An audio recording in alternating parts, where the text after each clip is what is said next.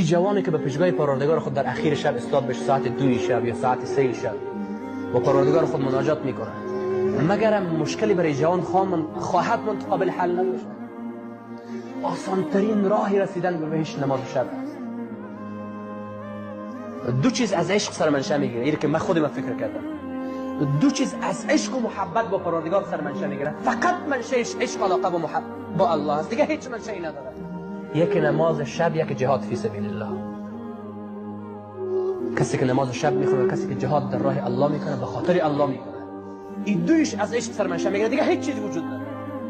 در ضمن از اینکه ایمان به پروردگار داره، این عشق و علاقه و ملاقات و ملاقات شدن با پروردگار کار داره.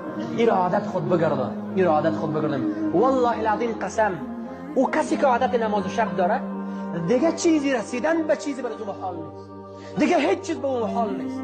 آسان ترین راه رسیدن به بهشت نماز شب. و این تو نماز شب نخواهی که در بین مردم روز آمدیم که دیگه فکر کنید که من پیغمبر هستم، دیگه مردم دیگه پیروای من هست.